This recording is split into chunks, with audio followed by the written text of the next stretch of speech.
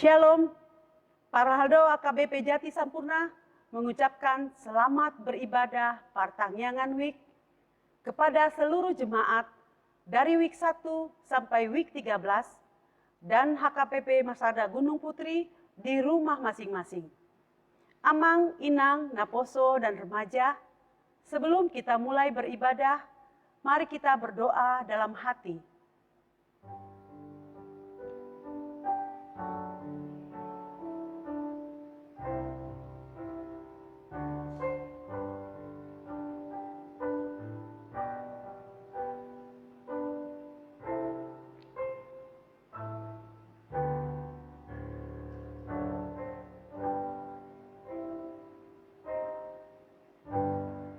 Amin.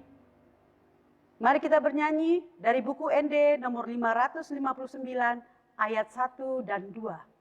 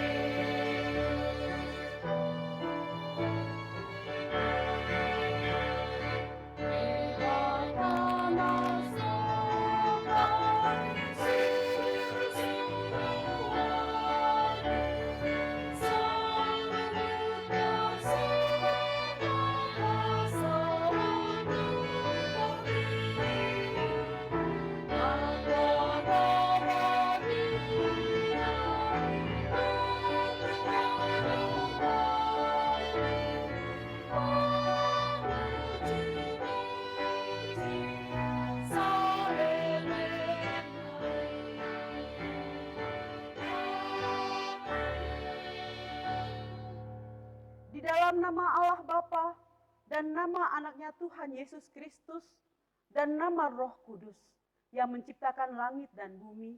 Amin. Hai manusia, telah diberitahukan kepadamu apa yang baik dan apakah yang dituntut Tuhan daripadamu, selain berlaku adil, mencintai kesetiaan, dan hidup dengan rendah hati di hadapan Allahmu. Haleluya. Mari kita berdoa. Ya Tuhan Allah, Bapa kami yang di surga, berilah kepada kami hati yang kudus, pikiran yang baik, dan jiwa yang sungguh melakukan pekerjaan yang baik. Berilah kami damai, agar kami merasa aman dan tentram di dalam perlindungan-Mu. Kiranya kami senantiasa berpegang pada firman-Mu dalam menghadapi musuh-musuh kami. Jaga dan kuatkanlah kami di dalam Yesus Kristus Tuhan kami. Amin. Kita bernyanyi kembali dari buku ND nomor 692 ayat 1.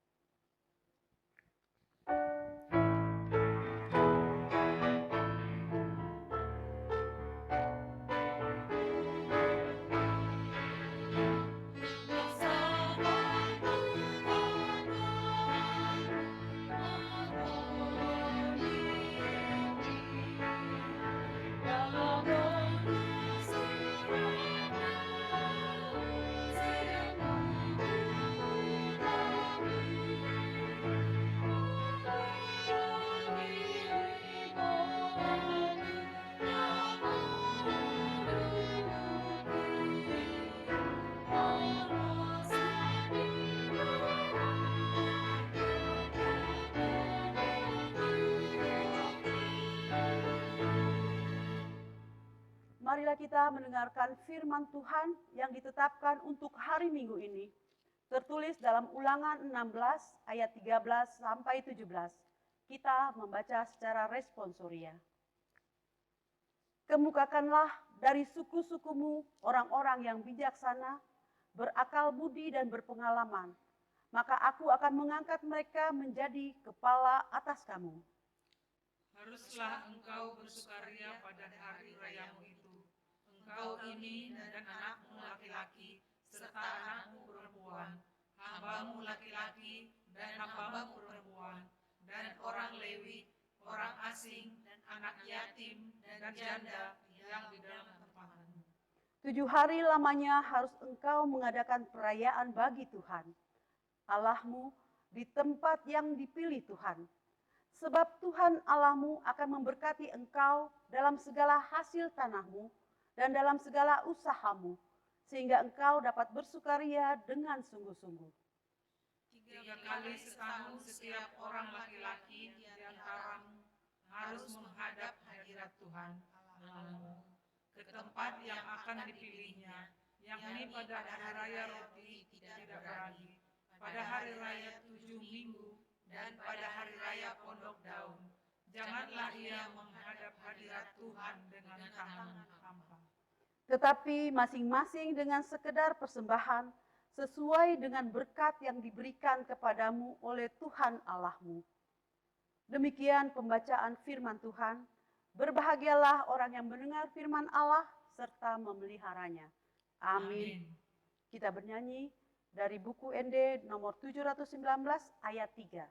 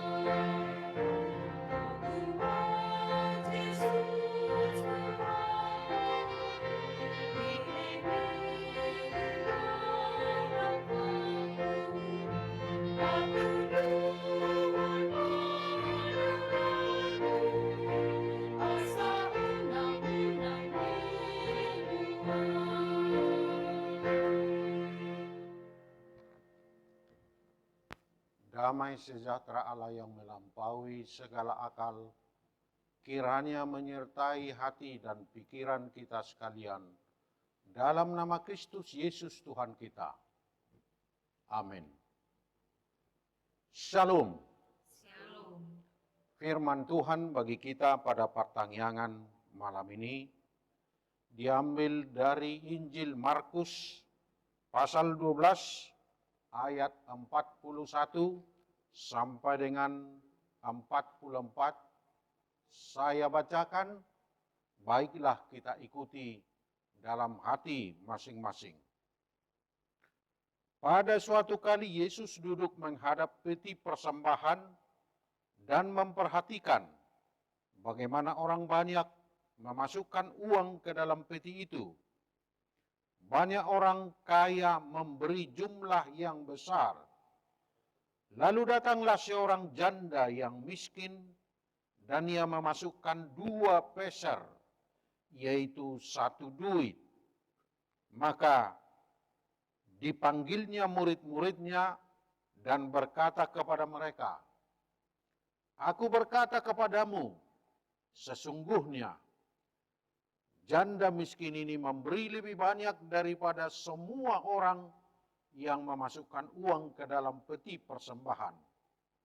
Sebab mereka semua memberi dari kelimpahannya, tetapi janda ini memberi dari kekurangannya, semua yang ada padanya, yaitu seluruh nafkahnya." Saudara-saudara yang seiman dalam nama Yesus Kristus, ibadah dan persembahan adalah 2 hal yang tidak bisa dipisah satu dengan yang lain. Pada saat kita ibadah, di situ ada persembahan. Dan tentu persembahan itu merupakan buah dari iman kita. Dan selain persembahan materi yang kita berikan, Sebenarnya masih banyak persembahan kita kepada Tuhan. Nyanyian kita, doa kita, dan waktu kita, segalanya adalah merupakan persembahan kepada Tuhan. Ketika kita berpartisipasi dalam ibadah, sebagai apapun kita dalam ibadah, itu juga merupakan persembahan kita. Karena itu, dalam ibadah, maka kita juga memberi persembahan kepada Tuhan. Saudara-saudara, pada suatu hari ketika ibadah di bait suci, secara sengaja Yesus mengambil tempat duduknya persis dekat dengan peti persembahan. Yesus bisa melihat semua orang yang memberi persembahan di peti persembahan tersebut. Yesus memperhatikan tingkah laku, bukan hanya uang yang diberikan, tetapi juga tingkah laku. Bagaimana orang Yahudi, orang Israel pada saat itu memberikan persembahan. Sebagian dari antara mereka yang memberikan persembahan dalam jumlah besar secara materi, mereka menjatuhkan uangnya dan bisa dilihat orang lain juga. Tetapi seorang perempuan janda miskin yang memberi persembahan dengan hanya 2 peser saja, atau pada zamannya itulah uang terkecil yang ada pada saat itu. Mungkin kalau dilihat dari segi materinya, kira-kira tidak cukup untuk sekali makan. Itu uang 2 peser, atau dikatakan di sini 1 duit. Uang mereka pada zaman itu adalah dinar. Berarti pesernya mungkin 1/100 dinar. Saudara-saudara, dalam kondisi itu, Yesus berbicara kepada murid-muridnya dengan mengatakan bahwa persembahan janda miskin yang 2 peser tersebut dikatakan lebih besar dari persembahan orang kaya yang dijatuhkan di peti persembahan itu. Padahal sebenarnya dari segi nilai materi, semua orang tahu sepeser sebenarnya hampir tidak ada artinya. Tetapi bagi Yesus, persembahan janda miskin itu disebut lebih besar dari persembahan semua orang yang hadir dalam ibadah itu. Mengapa lebih besar? Dari segi mana Yesus menilai itu lebih besar dari persembahan orang lain? Saudara-saudara, dijelaskan di sini, persembahan orang kaya tersebut walaupun bilangan materinya sudah besar, tapi itu tidak seberapa dibandingkan dengan kekayaannya. Itu adalah dari kelimpahannya, dari sisa uangnya. Tidak ada artinya dibandingkan dengan jumlah hartanya yang dimilikinya. Tetapi janda miskin yang memberi persembahan saat itu adalah segenap kehidupannya.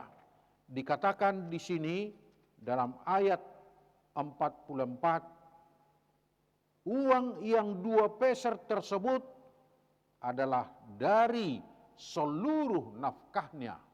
Artinya hanya itu saja hartanya, tiada lagi yang lain. Berarti janda miskin itu sudah memberikan seluruh yang ada padanya. Maka Yesus menyebut itu lebih besar, lebih tinggi nilainya dari persembahan orang kaya. Saudara-saudara, tentu kita selalu memberikan persembahan setiap kita beribadah. Dan tentu di dalam hati kita sendiri ada ketentuan bagaimana kita memberi persembahan. Mungkin ada orang di antara kita yang memberi persembahan yaitu uang yang terbesar yang ada di kantongnya. Atau mungkin sebaliknya, uang yang paling kecil dicarinya.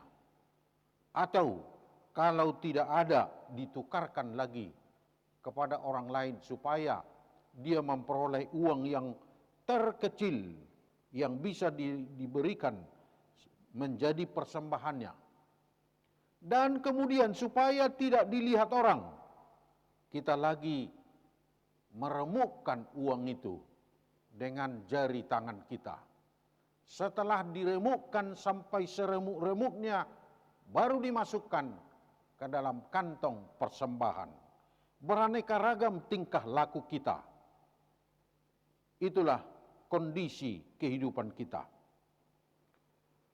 Jika persembahan itu merupakan bagian dari kehidupan kita, itu benar-benar persembahan. Tetapi jika persembahan itu merupakan sisa-sisa dari milik kita, itu bukan persembahan.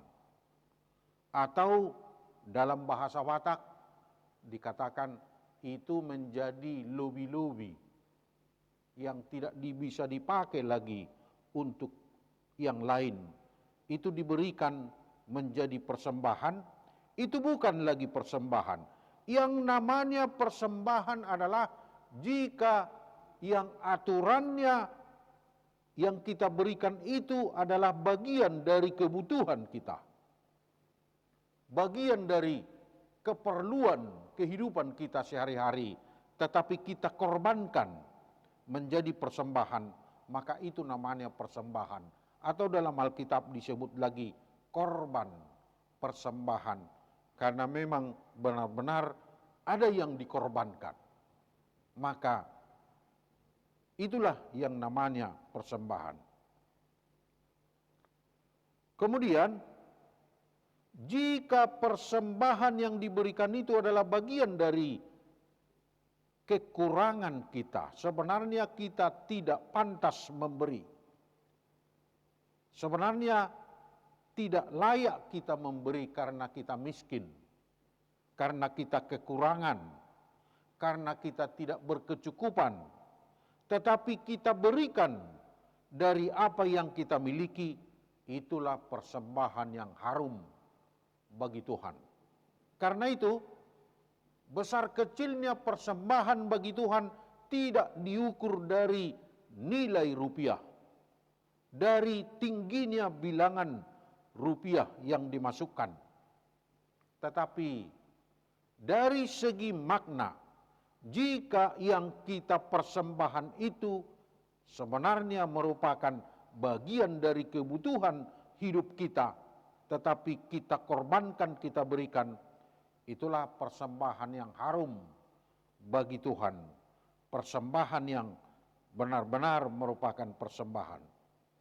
Kemudian dalam tradisi orang Israel, selain dari persembahan pada saat kebaktian, ada juga persembahan yang lain yang diberikan oleh umat Israel.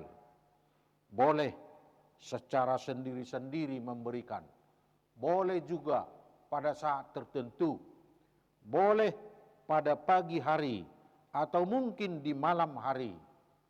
Apa persembahan seperti apa?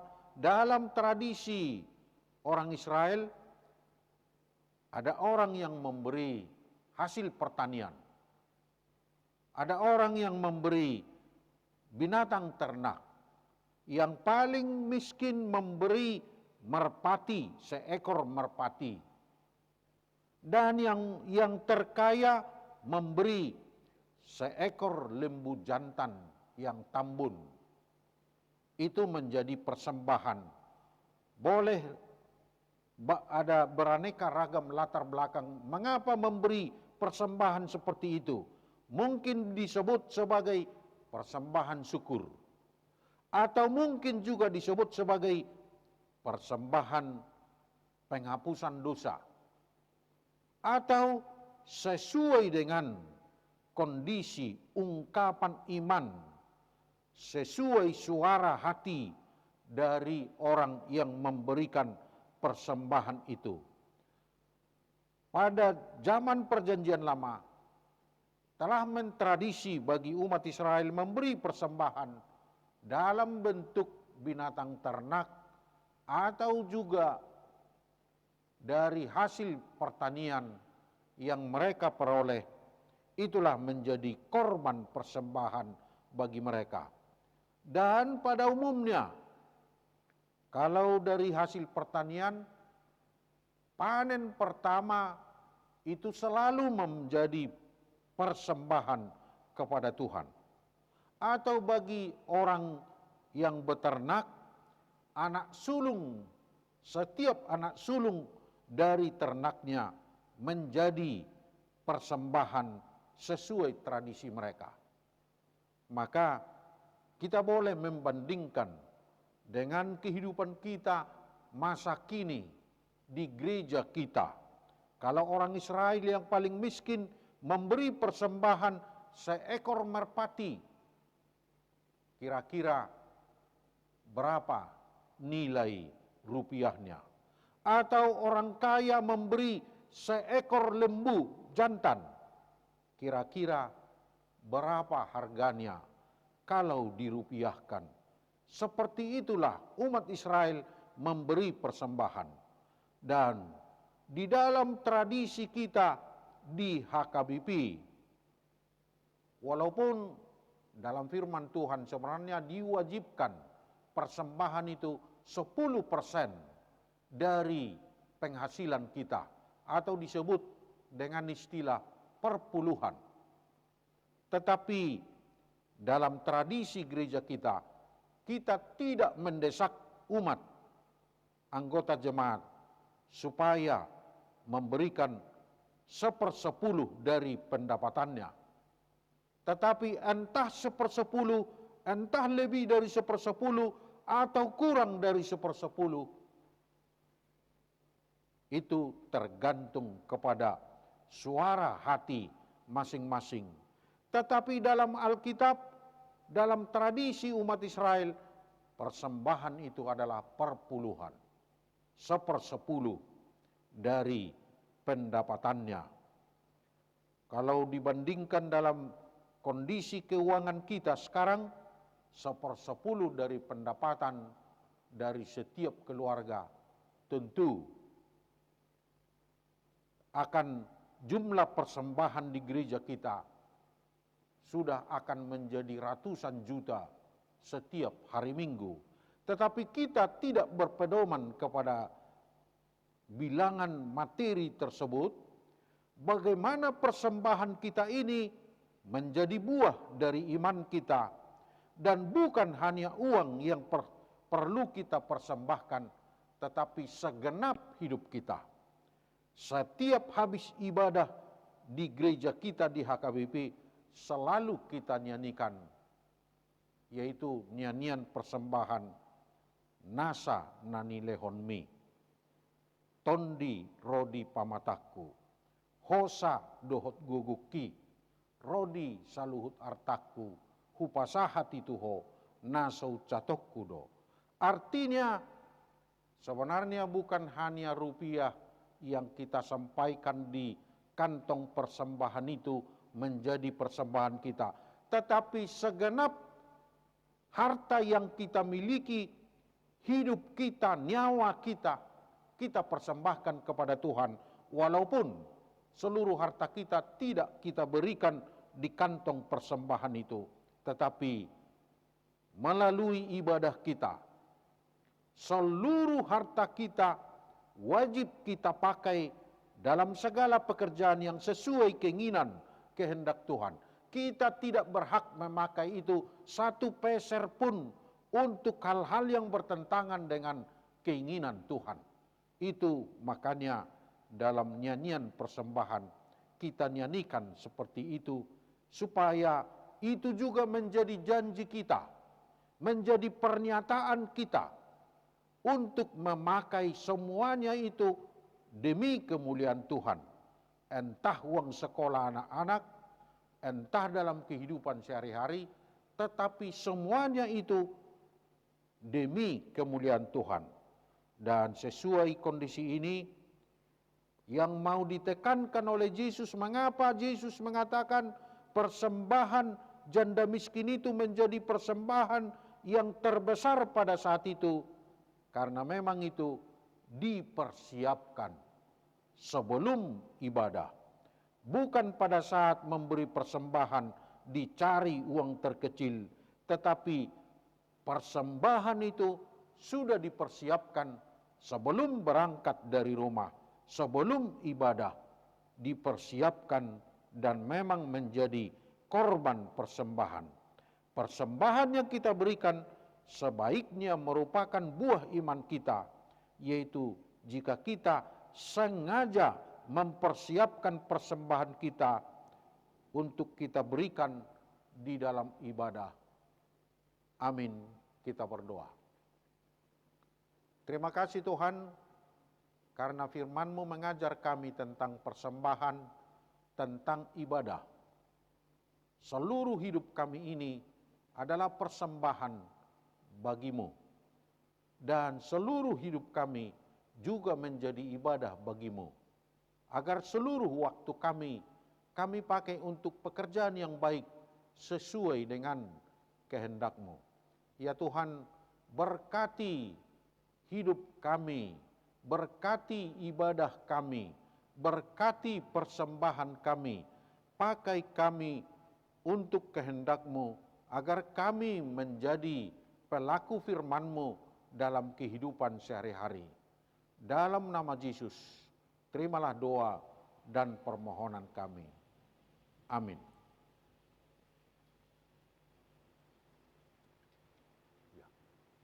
Sebelum doa syafaat, kita akan bernyanyi dari buku ND nomor 814 ayat 1.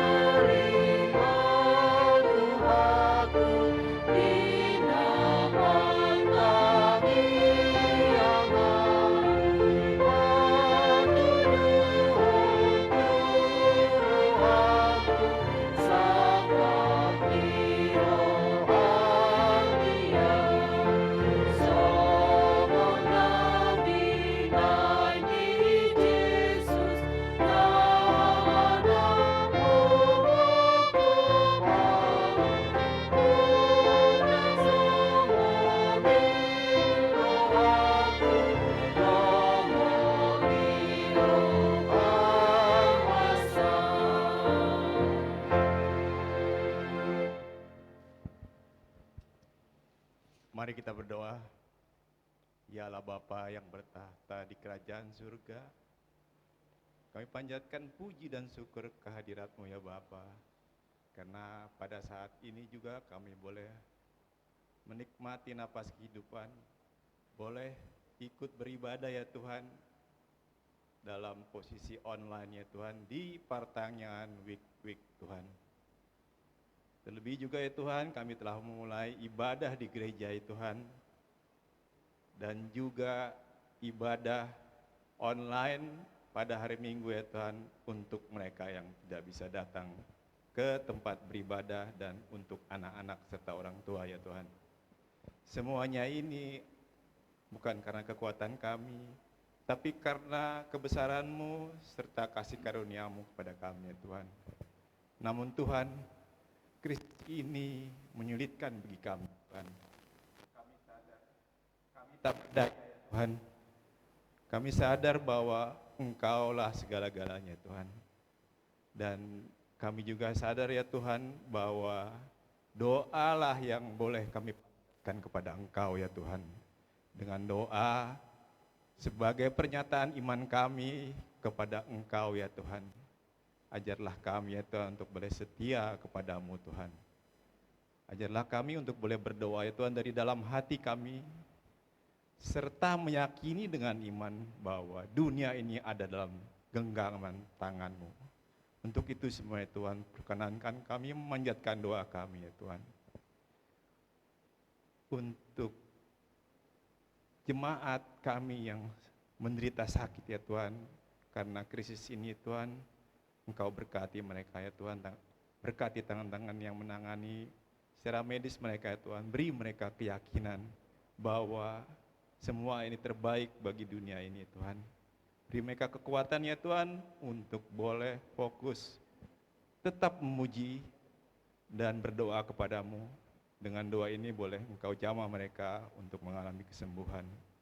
Untuk mereka yang telah, keluarga yang telah ditinggalkan orang tuanya, suaminya, istrinya, anak-anaknya ya Tuhan, Engkau berkati mereka Tuhan.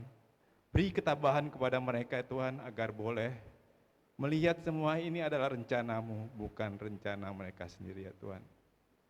Demikian juga ya Tuhan kepada mereka yang kena PHK ya Tuhan, dalam posisi sulit uang ya Tuhan, biarlah mereka boleh berpikir kreatif ya Tuhan, boleh menjalankan segala pekerjaan yang baik yang Engkau berkati ya Tuhan. Biarkanlah mereka boleh tidak berputus asa dan mencari segala sesuatunya untuk boleh menafkahi keluarganya masing-masing ya Tuhan. Untuk program-program lumbung pangan, Engkau berkati ya Tuhan, ketulah hati donatur ya Tuhan, sehingga persembahan-persembahan mereka boleh membantu ini Tuhan. Demikian juga tim Zending yang tetap menyapa ruas-ruas yang lalai terhadap Engkau ya Tuhan. Biarlah nama-Mu boleh terpuji melalui tim ini Tuhan. Demikian juga semua yang bekerja di gereja ini Tuhan, Engkau berkati ya Tuhan, sehingga tetap nama-Mu boleh tersiar dan terberita ya Tuhan. Setiap aktivitas gereja boleh Engkau berkati ya Tuhan. Dan bolehlah semakin hari semakin baik ya Tuhan kondisi krisis ini Tuhan. Kami juga mau berdoa secara khusus untuk pemimpin kami ya Tuhan, Bapak Jokowi dan kabinetnya ya Tuhan. Pemimpin-pemimpin daerah sehingga RT RW Tuhan. Berikan mereka kemampuan mengendalikan pemerintah ini Tuhan, serta boleh mereka melakukan kebijakan-kebijakannya Tuhan, serta boleh dilaksanakan oleh perangkat-perangkat pemerintah di bawahnya Tuhan, sehingga semua berjalan untuk boleh berdamai memerangi krisis ini Tuhan. Demikian juga kebutuhan untuk pemeriksaan kesehatan ya Tuhan boleh tercukupi Tuhan. Kami juga mau berdoa untuk tenaga medis ya Tuhan. Engkau berkati mereka ya Tuhan. Biarlah mereka boleh mempunyai pengetahuan yang luas ya Tuhan tentang penyakit ini dan cara perawatannya Tuhan. Jauhkan mereka dari korban juga ya Tuhan dalam merawat pasien-pasien ya Tuhan. Berikan ketenangan kepada keluarga mereka ya Tuhan, sehingga keluarga mereka boleh merelakan serta mendoakan, demikian juga mendukungnya Tuhan. Pelayanan yang dilakukan oleh keluarga mereka dalam sebagai tenaga medis ya Tuhan. Demikian juga dengan orang-orangnya Tuhan yang memimpin bisnisnya Tuhan. Berikan mereka kebijaksanaan dalam hal PHK ya Tuhan. Berikan mereka kemampuan untuk berkorban sama-sama, sehingga masalah ekonomi boleh sedikit dimampukan ya Tuhan. Tuhan yang bertata di kerajaan surga, kami juga mau berdoa untuk para pendeta kami ya Tuhan. Engkau cukupi kebutuhan mereka ya Tuhan. Ya Tuhan yang bertata di kerajaan surga, semua banyak berkat yang kami terima. Dengan krisis ini kami boleh lebih dekat ya Tuhan. Boleh mengandalkan Engkau ya Tuhan, bahwa dengan Engkau saja semua boleh terjadi ya Tuhan. dengan rancangan-Mu saja ya Tuhan, bukan rancangan kami ya Tuhan. Di atasnya itu ya Tuhan, kami juga mau berdoa untuk pasien yang terisolasi ya Tuhan. Engkau berikan mereka kemampuan untuk mengendalikan diri sambil tetap memuji Engkau. Tuhan, ampunkan juga dosa dan kesalahan kami. Kami tahu Engkau baik ya Tuhan. Ajarkan kami untuk tetap setia kepada Engkau ya Tuhan. Tolonglah kami ya Tuhan, agar kami boleh meneladani Tuhan Yesus Kristus ya Tuhan, untuk boleh tetap memberikan persembahan kami ya Tuhan. Tuhan yang bertata di surga, ampunkan dosa dan kesalahan kami. Terpujilah nama-Mu, dalam nama Tuhan Yesus kami panjatkan doa ini. Amin.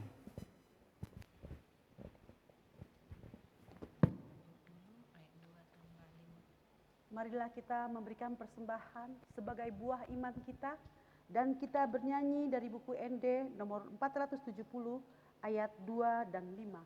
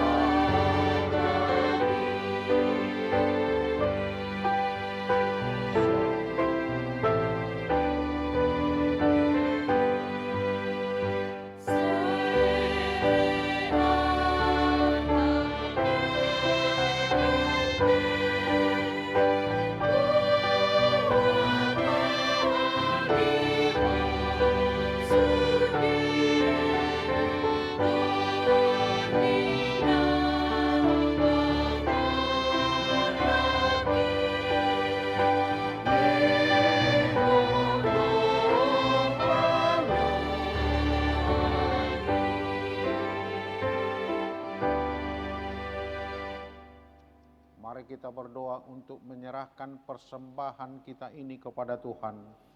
Kita berdoa. Ya Allah Bapa kami yang di sorga, kami mengaku bahwa Tuhan adalah sumber dari segala karunia yang melimpah dalam kehidupan kami masing-masing.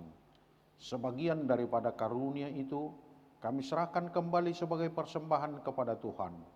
Terimalah dan berkatilah persembahan umat-Mu ini, agar dapat kami pergunakan untuk pekerjaan dan pelayanan kerajaan Tuhan di dunia ini.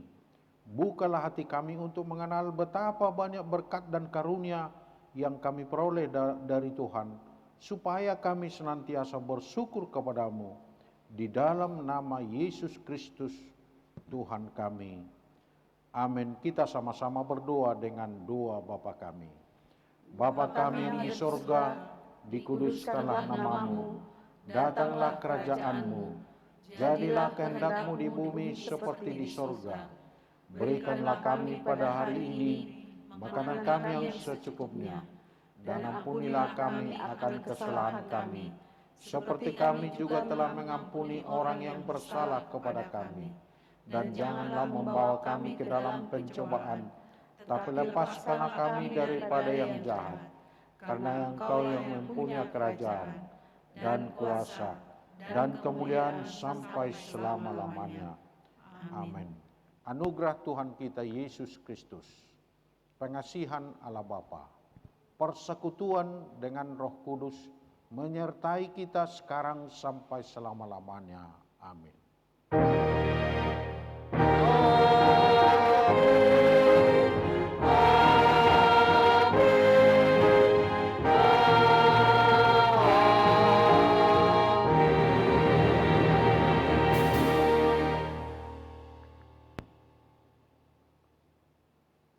Shalom.